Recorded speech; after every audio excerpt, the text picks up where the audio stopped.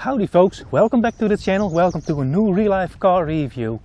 In the previous episode you saw me driving the updated Nissan Juke. In this episode I'm driving the updated Nissan Qashqai.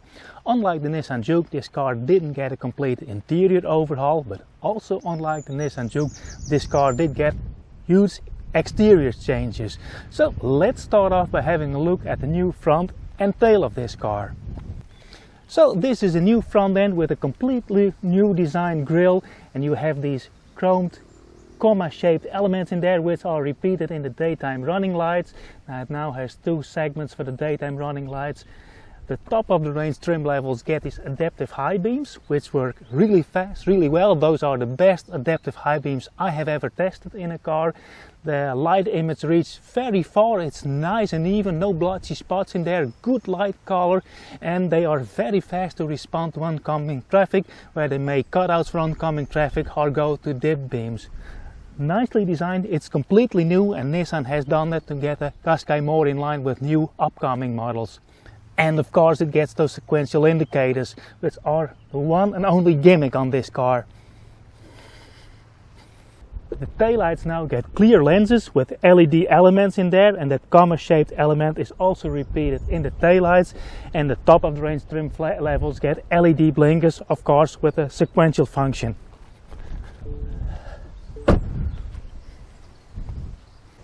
While we're at here, we can also have a peek in the trunk. It also opens with a swipe of your foot under the bumper. If you have the regular hybrid version, you get a slightly larger cargo space. Cargo capacity for the regular versions, the mild hybrids, are 504 liters standard to 1447 liters. This e-Power version gets a slightly smaller boot of 479 liters. You can increase that to 1422 liters. There is a double cargo space under here, but this is not very deep. It's nice to have, by the way, two segments in here to show you in the close-up. It's very nice, very practical cargo space. Okay, let's have a peek under the hood. So that's quite a large hood, which gives me a little bit of wind shadow. So let's talk about the drivetrains. There are two drivetrains available for the Nissan Qashqai, namely a 1.3 mild hybrid, which comes in two power variants, and then there is this e-Power with variable compression turbocharged engine, which is very special. And what also is very special is the e-Power transmission. I'll talk more about this drivetrain in a second. Let's first talk about the mild hybrids. There is a 140-158 horsepower version, and the latter is available with the Xtronic CVT. Otherwise, the mild hybrids are mated to a 6-speed manual transmission. When you look from a practical point of view and you want to use the car as a towing car, you'd better opt for the mild hybrid versions, because this e-Power transmission only can tow 750 kilos, so that's very limited. And also this car, the e-Power, is very heavy. This is the top of the range trim level e-Power, fully equipped. As tested, this car weighs 1745 kilos. The mild hybrids are much lighter and they can tow much more. Entry level version, so that's a 6-speed manual transmission, 140 horsepower, weighs 1405 kilos. That is almost, well, it's 340 kilos of weight difference between the fully equipped version with e-Power and the entry-level car, which is quite significant. Okay, now we're going to talk about the e-Power transmission. In the previous review of the Nissan Qashqai, I did an in-depth explanation on how this drivetrain works. So if you want to know all the ins and outs, go watch that video. I'll leave the link up here in the corner and also in the description box. But let's quickly run over this. So there's the e-Power transmission, which is basically an EV transmission. The driving is always done by a large electric motor that comes from an EV. There is no mechanical connection possible between the crankshaft and the wheels. Everything runs from the generator to the electric motor, and the battery, which lives in the interior of the car, is always in the loop and the electricity flow. So that always allows to go for regenerative braking or generate extra electricity for peak moments. So as said, there is no mechanical connection between the engine and the wheels. The electric motor has a torque of 330 Newton meter, which exceeds the torque of the internal combustion engine, but the small 2 kilowatt hour battery, lithium ion, 367 volt, is always there to supply extra torque or power, electricity, for big power demand. Okay, now on to the VCT engine, which is quite unique, and it's unique to Nissan. No other manufacturer does this. There is an extra linkage between the connecting rod and the crankshaft, so the connecting rod is not directly connected to the crankshaft, but is an intermediate mechanism that allows to vary the compression ratio. So what it does, it influences the stroke of the piston, but it also influences the position of the stroke in the piston, and it allows you to go from a compression ratio from 8:1 to 14:1, which is quite high. So you can run under full turbo boost, or you can run super efficient in a high compression ratio, and it can even run in Atkinson cycle. Yeah, it's very special, and I know a lot of people, especially the ones who are located in the US and in Canada, are very weary of new engine technology. It's been dismissed as an unreliable engine. But I look at broken engines and drivetrains on a daily basis for the day job, and I personally do not know of any VCT engine that has gone bad. I've seen a deconstruction video, one of those, where one of those VCT engines was blown, but it was blown due to bad maintenance and lack of oil changes or oil quality. My high water mark for reliable engine is the Lexus 1UZ FE, which I personally own in my Lexus LS 400. That is an utterly reliable engine, but I'm willing to say that this engine will last you a long time if you do your oil changes in time. Nissan says the oil changes should be done every 15,000 kilometers, but I would recommend to lower that to 10,000 or at most 12,500 kilometers. Just do your oil changes in time, because you have to keep in mind this is a hybrid drivetrain, and hybrid engines have a much longer warm-up cycle, because even when their engines are cold they keep shutting off to save fuel, but it takes a long time for the coolant and the oil to warm up.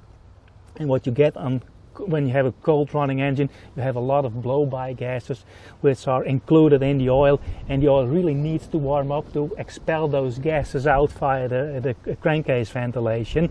And yeah, the oil pollutes very quickly. To the eye it looks nice and clean, but there's a lot of gas and carbohydrate inclusions in the oil, so that's why you have to change your oil more often in a hybrid engine. That being said, let's have a peek in the interior. As I just mentioned, the interior of the Qashqai remains largely unchanged. The most important changes have to do with the infotainment screen and the camera, the around view camera in the top of the range trim levels, and other than that Nissan has made small changes to the materials and the colors. So let's quickly walk through those changes. We now have a Google based navigation, and I can imagine that people have issues with their privacy and sharing their information, because you as a layman you don't know where your information is going, which information is shared with who. And the general idea is that, well, if you have nothing to hide, you have nothing to fear. But my motto is, no one needs to know what I don't have to hide. So there's that. I must say it works nice and quick. There's a lot of information in the Google system. Now let me close the door, because another important change has to do with the camera system. It now has more options of showing the car in its surrounding, and you can now select different views on the main screen to see, look, there's the camera over there, to see the car in its surroundings, which is nicely done. Other brands like Hyundai and Kia have the option to swipe this around, so now you can see the car from back. It's very nicely done. You have now new settings, you can look along the wheels, which is very nice. But when you look at this interior, you can really tell that Nissan knows how their customer used their car. I said it in a Nissan Juke review, and I say it again over here. It's very well thought through. We have a digital gauge cluster where you can pull up a lot of information. The thing that I like most, and that's new with the updated version, you can push this button and then you can immediately set the presets function of the driver assist system. And in my case I have it set to lane departure off, overspeed warning off. So there's just a push of a button, confirm it, and then exit the menu. You can do that while you're driving off, and it's very nice to have this under one button. That's very smart, but that's something you see other manufacturers do too nowadays, because those safety systems are mandatory and they are very annoying. This version also has a heads-up display, which I have switched off, and since this is a top of the range trim version, it has a heated windscreen. This version also has heated seats. They are not ventilated, but what they do have, which is very nice, is a massaging function. Button is over here. This top of the range trim level has electrical adjustment. They are 8-volt adjustment, but even the entry level of the Qashqai has very good seats, only manual adjustable, and maybe a few less options in adjustability. But take it from me, the seats, the standard seats in the Qashqai are also pretty good. So let's quickly look at the settings for the massaging function. We have 1, 2, 3 different settings, and you can set the intensity and the speed. Let me now switch it off because it feels a bit awkward while you're doing this on camera. Now I also have to talk about the HVAC in this car, because I noticed, and this is also true for the Nissan Juke, is that the HVAC, the blower motor and the ducting behind the dashboard is quite noisy. Not only for this car, you notice it because the e-Power is a very quiet car, but it's very noisy, especially when you put it in auto mode. You can hear it speed up, it speeds up a bit too much, and I think that's something that Nissan needs to change. It's a bit too noisy, and it's especially noticeable since this car, as said, is so incredibly quiet. Nissan has a lot of this micro suede material in this Tecna Plus, which is the top of the range trim version. It's like they ordered 1 truckload and they got 2 truckloads, so they spread it out very thick all over the car. It's over here in the center console. There's a lot of it over here on the dashboard. It's in the seats and on the armrest over here. And the nice thing, I think, is that the armrests in the door and here over here in the center console are at equal height. That's very nice. And you can also see there's a lot of this material in the doors. Here are the memories for the seat, 2 memories, and let me show you this. This is a very soft cushion over here. In a nutshell, this interior is very well thought out. Nissan really knows how people use their car, and it shows in those simple things. To switch off the steering assist, there's a physical button over here. You want to call up the camera while maneuvering or parking, the button is over there. And what I find especially nice is this day and nighttime switch for the screen. If you hold it down, screen goes to black except for the main menu settings. That is very nice. All in all, very purposeful interior, very well thought through. Let's have a quick peek in the rear passenger compartment. Now the interior in this trim level is pretty black. It's all black on black, but luckily we have a large panoramic sunroof, which is really nice for the rear passengers. But other than that, it's only fun for 2-3 weeks a year where it's not too warm and not too cold outside. Because if you have this black leather interior and you accidentally leave this skirt thingy open, you get a lot of heat in the car. And in winter time, especially with my hairdo, if you have it open, you can feel it sucks up all the heat from the interior. I must say the seating position is doable. I've been in more comfortable cars. I would only wish that the seat itself was a bit inclined more on the front, so I had more support in the legs. But yeah, the seat back itself is pretty nice and comfortable. We now have 2 USB-C chargers. The rear passengers get their own vent. Nissan also has a lot of this micro suede material in the doors and soft cushioning in the armrests. And of course we have a center armrest with 2 cup holders. And nice thing is it has those little reading lights, but you cannot activate them with a button. Let me try this, by the way, because when I close the door, they go off, but there is not a way to put them on and off if you reading light. So let's do the window test. And there you are. The view towards the outside is great. The window line, and that's one of the strong points of the Nissan Qashqai, the window line is quite low, so even smaller children have a good view towards the outside.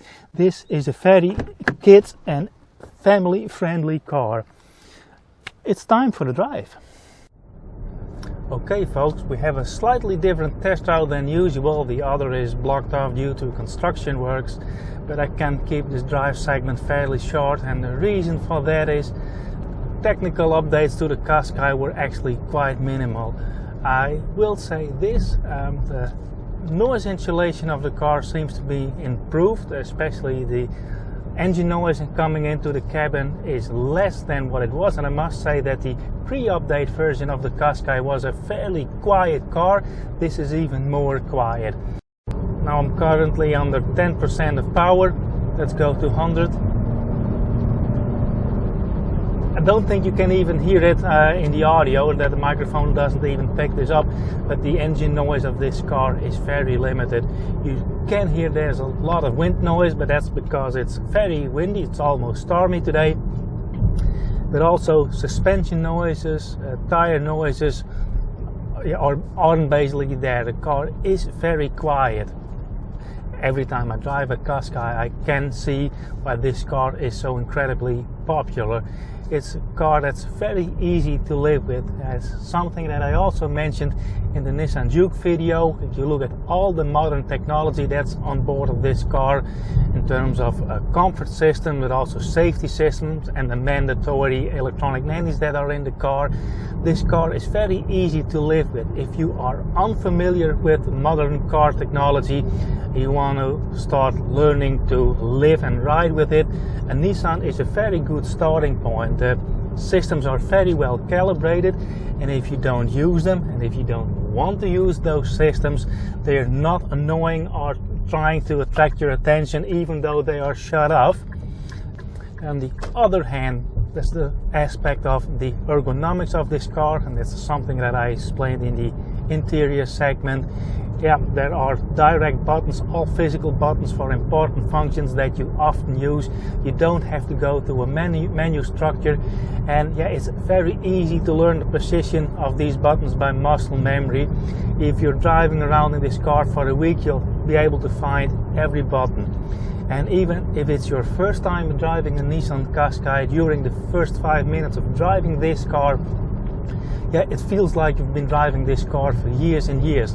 That's how, yeah, self-explanatory everything is, and the ride and feel, the steering, the suspension, how everything feels, how everything works. It's very easy to get used to this car, and that's a big plus. This version has 20-inch wheels. That's the largest wheel size, which automatically comes with the multi-link rear suspension. As said, the multi-link suspension does add a lot of driving dynamics, and if you encounter one of those situations where you do a lot of traveling with a fully packed car, drive a lot on highway, or you regularly drive on bad roads, bad paved roads, and then you really get the benefits from that multi-link rear suspension. And also it adds to the ride comfort of this car despite having the 20-inch wheels. The only way that these 20-inch wheels negatively affect the handling or performance of this car is in the fuel consumption. If you want the best fuel consumption, you'd better opt for a smaller wheel size. Speaking about the rear suspension, if you have a version with the standard torsion beam rear suspension, it's good to know that that car also is very comfortable. All those models with a smaller wheel size, torsion beam rear suspension, are super comfortable to drive. But anyway, I've been driving this car for almost a week now, and every time I get in a Qashqai, no matter what drivetrain or no matter which trim level is, but this third generation Qashqai, and of course this updated version thereof, is a really refined and thought through car. It's very purposeful, and yeah, if you look at all those little components, all the separate components of this car, the grand total is more than the sum of its parts, and I think that is the power of the Qashqai. Anyway, I think I've touched upon all my talking points for the drive segment. Let's head over to the middle of nowhere for the final thoughts. See you in a minute. the most significant change with the update of the Nissan Qashqai is this front end. Yeah, it now stands out more, but do you recall that meme, that internet meme that exists where you have a side view of all modern SUVs and the punchline is that they all look alike?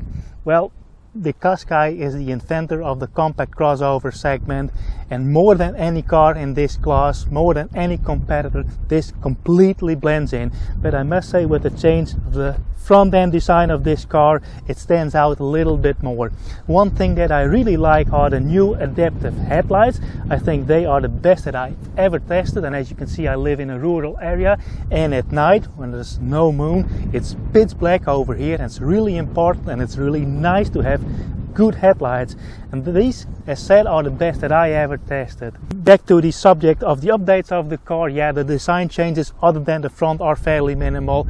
Yeah, you can tell that the rear of the car has changed with the clear lenses over the taillights, but other than that, the design changes are fairly minimal, and also the technical updates to the car are quite minimal too. So if you're the owner of a current pre-update version of the Nissan Qashqai, I personally would not run to the dealer and get my hands on one of the new versions. But you can tell where the differences are, especially the engine noise insulation, but that already was very quiet to begin with.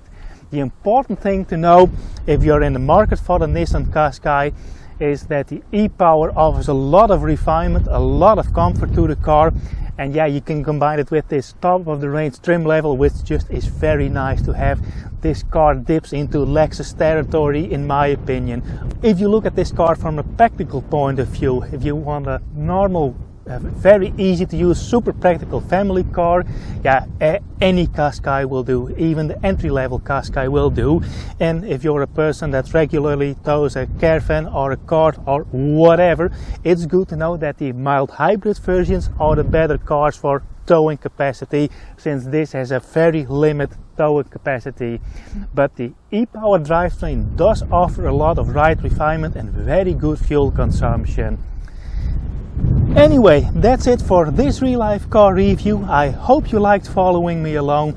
If you did, let me know by subscribing to my channel, put on notifications, give me a like, and if you have any questions or constructive feedback, let me know down below in the comment section. Also, if you want to help support the channel, you can do so by buying me a coffee. And I have one question to ask: if you want any more detailed information on the VCT engine or the e-Power drivetrain, in the past I've written some in-depth articles and I can translate them to English. So if you're interested, let me know and then I can put a link up for the translation. And on a side note, this will be one of the last real-life car reviews for a while now, because I'm busy starting a new company and I have a lot of other work to do, so it can take a month, maybe even 2 months before a new real-life car review is up. We'll see. I don't know yet which cars will be thrown in my lap, but now you know. Anyway, thanks for watching and I hope to see you on the next one. Bye!